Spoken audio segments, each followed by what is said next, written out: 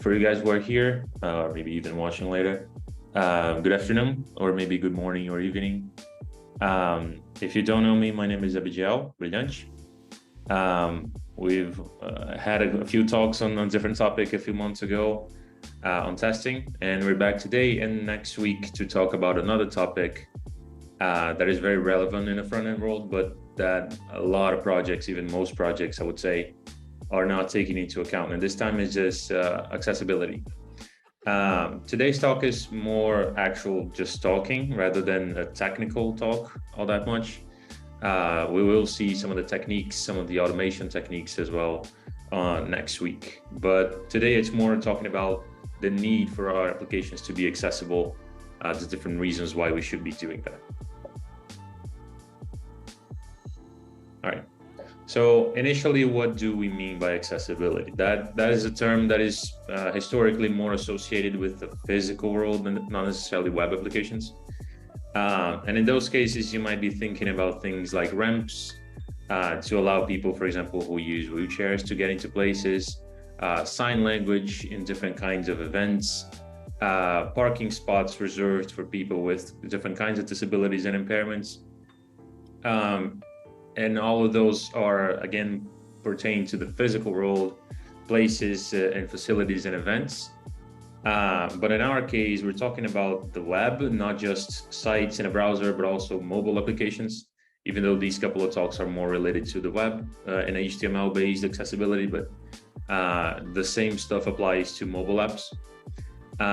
The point here is that more and more, especially post-quarantine world, the web is really such a large part of our lives, to the point where there's stuff that you can really only do it through the web. There's stuff that is much more viable to do with an app, and even stuff that you could technically do, go someplace to, for example, to buy medicine or something. You can already do it more easily with just picking up your phone and just ordering stuff to be delivered to your home. And at this point, all of the stuff that is true for the physical world, not stopping people from being in places and being in events just because of their disabilities, the same thing applies here. So that's the main reason why our application should be accessible. We shouldn't really be stopping those people from being able to buy stuff, to schedule medical appointments, to take out new documentation, all the stuff that we are able to do through the web these days. And just to talk about like the different kinds of disabilities and impairments that we can have, like naturally, it's not going to be the exact same set as in for like physical facilities. It could still be motor disabilities, to give you the basic example of someone who, for example, who cannot use a mouse or a trackpad all that well, but can access a page and through the keyboard. And in those cases, that's where you think about making your applications able to be navigated by a keyboard. And you don't necessarily need your users to have a mouse or a trackpad to use it. It could be stuff related to vision. That's probably the one that is popping into our minds more easily. Partial blindness, color blindness, full blindness even. For some of those people, the point will be having good color contrast. For example, for some others, they will need to use something like a screen reader, like macOS's VoiceOver. And that's another place where we had a lot of stuff to work on and accessibility to make sure our HTML can be read correctly by the browser and by screen reader applications. And there's other kinds of disabilities as well. But it's not just about people with permanent disabilities. It's also about stuff that can be temporary, something that is related to you, or maybe even the environment around you, the devices you have access to, for example. So to give a couple of examples of stuff that actually happened to me, for example, the last time I had an eye exam that I had to dilate my pupils. If you've had that before, you know that your vision gets very, very blurry for a few hours. And I actually had to take out some bills in a website during those hours where my vision was horrible. And I had to use my Mac's VoiceOver to go through the app and through the screen to try to do that. It was not a very pleasant experience. I was able to do it eventually, but it was very clear that was a very big barrier, especially for people who have that kind of disability, like in a more permanent manner. And an example of something that is more incidental, actually more environmental.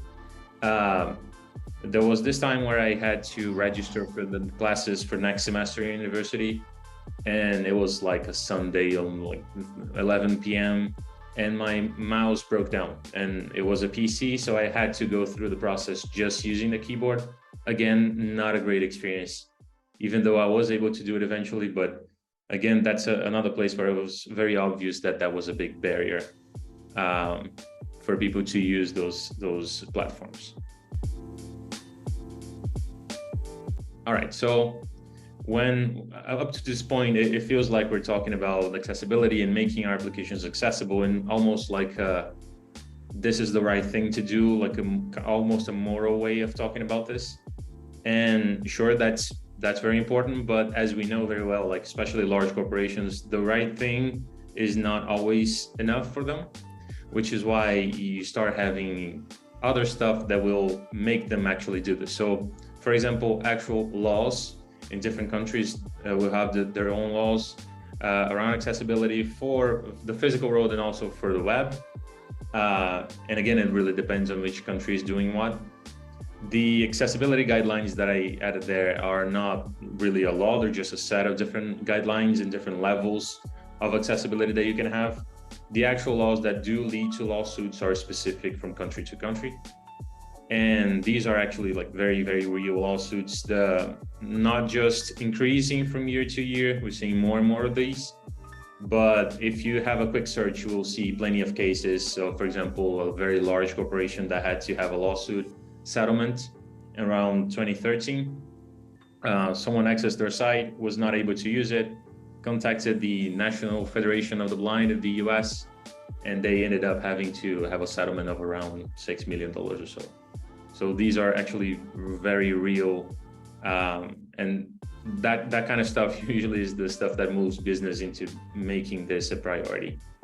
That's a more punitive aspect of it, but there's naturally a more almost a positive aspect of accessibility, which is there's really a couple of things. One is the more obvious aspect of it, the more accessible your application is, the more people you have in the site buying stuff, scheduling stuff, using your site in general. That's the more obvious thing, but there's also something called the curb cut effect. So if you haven't heard the expression of a curb cut in English, it's this little thing, there's a little, almost a ramp here towards the bottom of the center. So if you have a sidewalk, you have this little step here to the road, which would be the curb, and then this is the curb cut, right? And you might be looking at this and thinking, well, okay, this is mostly for people in wheelchairs, for example, to be able to do stuff as simple as crossing a road. And yes, but it's not good just for them. It's good for a whole class of people, different people. So elderly people who have maybe some difficulty walking, maybe a mother who's walking her baby on a stroller, someone using a wheelbarrow to carry some kind of load and is working. If you have a recent injury, for example, you're walking with a cast on your legs or something. And in general, it's good for everyone. I mean, just think about the situations where you maybe have the options of going upstairs in a ramp. And even if you don't have any kind of injury or anything, you sometimes take the ramp anyway. So the point here is that accessibility is good for everyone, not just the people who actually need it. Even though, yes, we're primarily thinking of those people who have those things like curbs as barriers in their lives, right? All right, so we have a punitive aspect, we have a positive stuff that comes with it. And now what about the cost, right? So since a lot of accessibility issues come in like the more interactive parts of the app, like highly customized calendar components and combo boxes, that kind of thing, like very specifically tailored animations.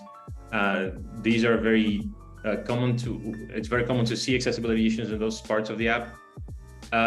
It doesn't mean that your app will not be interactive, it would not be nice to look at if it is accessible. You just don't, you shouldn't really make those things a barrier for people to use the site. That's it. So another example of a different kind of impairment that can happen when people are using a web application is there's people who have actual motion sickness by looking at animations. So if you have a site that has a lot of animation, it can be actually make people feel kind of sick. And to avoid that, they will usually toggle an option in their operating system options that settings that says that they prefer reduced motion. And you can actually use that as an information in a CSS media query, for example, to disable the animations just for people who have that setting enabled. So you're not really losing your animations or anything. You're not making your app look more stale or anything for anyone, just for those people who do want that setting disabled, to give you the example. And then in terms of the technical costs, yeah, there is an extra cost. There is some extra work that will need to be done by developers and also by designers. But as with testing and as with many different things, the earlier you apply this, the better. And this is true over the entire duration of the projects, naturally, like with how much of the product was developed, but also in each feature cycle. So if you have some, for example, a new feature, a new page or something that is still being designed, there's a lot of stuff around accessibility that should be taken care of in that step and not during development. But yeah, when it comes to then development and taking care of those things, there's kind of a lot of information and a lot of different techniques. The area attributes and the different libraries that you can use to help in that process. But a lot of this stuff, even though it feels like a lot of information, a lot of it is just semantic HTML. That's the greatest thing you could do for your app in terms of accessibility, just writing semantic HTML. It's not just good for SEO, right? It's really good for accessibility because that's the information that the browser will use to handle things like keyboard navigation and voice readers that even without you writing a lot of JavaScript and custom stuff. Like a very good accessible application doesn't really need to have area attributes all over the place. But again, the specifics of this we'll touch on more on next week. But then going back to like the timing, and the earlier the better you implement things, the most common scenarios to see are actually the extremes, like you don't really see a lot of the middle ground. So one very common scenario is an application that is already in production for a while. This happened a couple of times in projects that I was in, and we weren't taking care of accessibility at all. And then something happens that makes the business treat accessibility as a priority. Maybe a company-wide policy, maybe an actual lawsuit, as mentioned before, or maybe it is in this talk. The development team brings it up or something.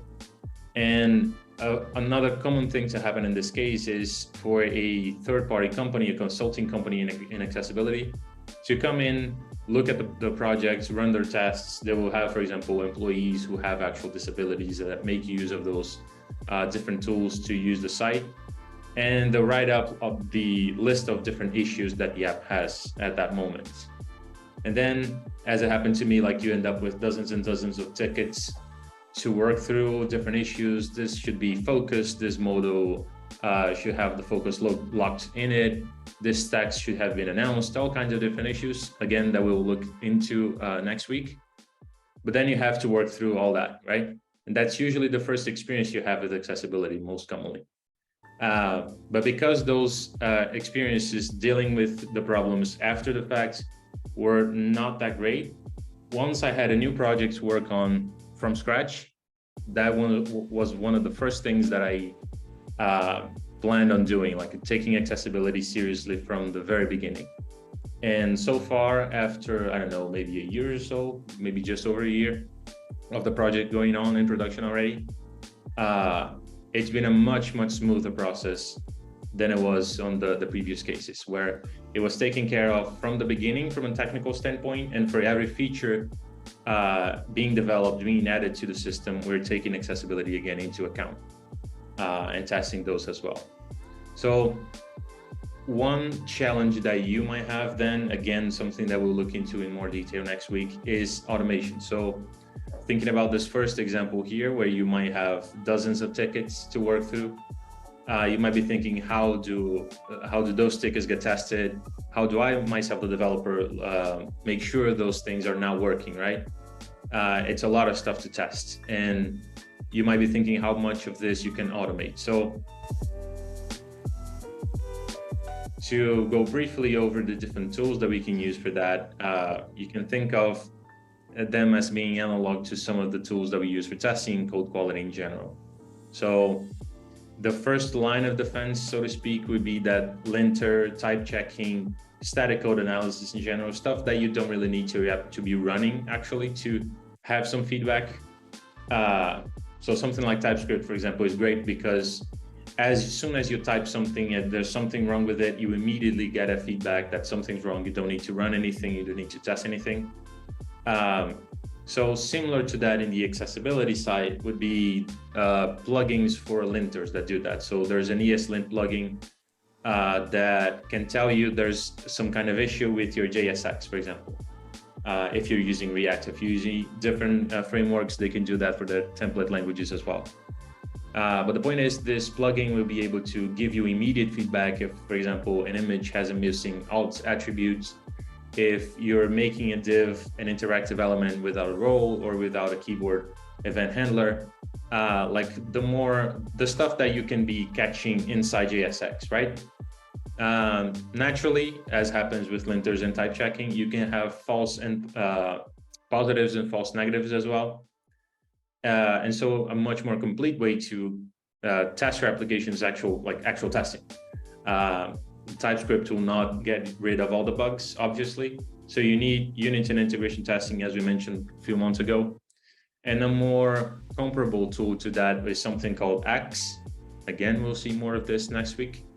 But X, like Xcore, is actually a set of different libraries and integrations that you can use to test the final DOM results. That's the main point. You're not testing JSX, you're testing HTML. And that's where the actual information is. And it can catch many more issues compared to the ESLint plugin there. Heading levels, missing landmark elements, missing area attributes, all kinds of things. And you can use it in different ways. So a couple of different integrations that you have is one for React specifically. It can print out errors in the current HTML in the DevTools console. And as you're developing and looking into the browser and the DevTools console, you will see those issues there and be able to fix them. I myself am primarily using the Jest integration. So I'll show this next week as well. But basically, as I'm writing the tests, I can maybe take a snapshot of the page and then immediately call the integration with a custom matcher called to not have violations. And so inside the tests, either locally or in the pipelines, again, I have that kind of feedback of missing landmarks, heading levels, and all kinds of things. And then the third line of defense, and as you go down on this list, you get more complete testing that is closer to the user, to the user's own experience. But obviously you get tests that are maybe a little bit slow to run and to write as well. So the comparison here is between functional testing with something like Cypress and tools like Pally and Lighthouse that is inside the DevTools, which can catch even more stuff that something like X would, color contrast and some other kinds of issues. But the point that I wanted to make with this list even more so is that manual testing is still needed. This is true in the testing case. Our automated tests will not catch every single bug, especially when you take code coverage stuff into account. But in accessibility, this is even more true. You might actually see in some articles a number, different numbers really, talking about how much these tools can catch in terms of accessibility checking and testing. 30% is the number that I see more often. The idea being that all of this automation will allow you to avoid around 30% of accessibility issues only. The number itself is hard to verify. It obviously depends on the projects and a bunch of different factors, but it kind of matches my personal experience with this.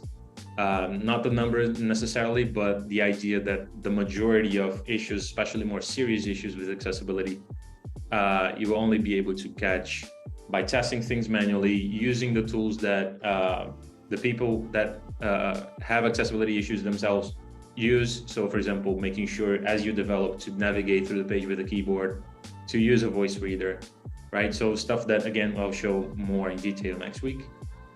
But the main point here is that you should have this as like a first-class citizen. Just like you develop not just to deliver a new feature, or to fix a bug, you always develop thinking, for example, about the future, about maintainability, about testability. You should be developing front-end code, thinking about accessibility as well, right? And again, next week we'll talk about different kinds of issues, stuff that can be caught by these different tools, stuff that will need some more manual attention. We'll see how I personally use VoiceOver on Mac to deal with that. But for today, that was it. And until next week, but before that, I don't know if anyone has any questions. Abdiel, I have a quick question. Sure.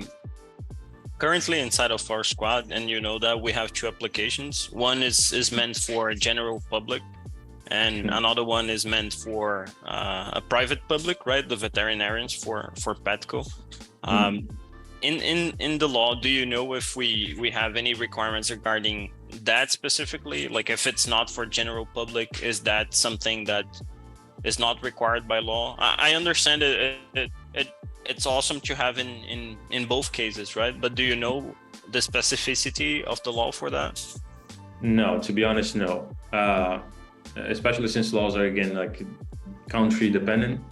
I would imagine there's not really like a hard difference between those. You could still be liable for a lawsuit in the admin application, but as you might expect, is much more unlikely to happen, especially since you have a very limited set of users, right? Yeah, cool. Thank you very much for the presentation. It was really clarifying.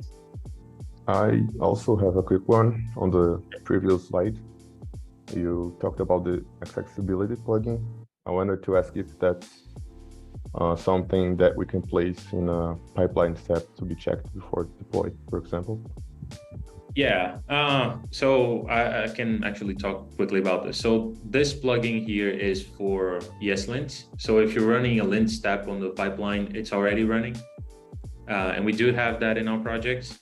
You could still run, like, again, the jest step is running inside the test, so that's running as well.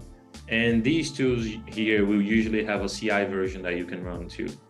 The nice thing about Pally or Lighthouse is you can run them in like deployed versions of sites and not necessarily inside your development version. So you can run them kind of like we run Cypress, for example. Cool, nice, thanks.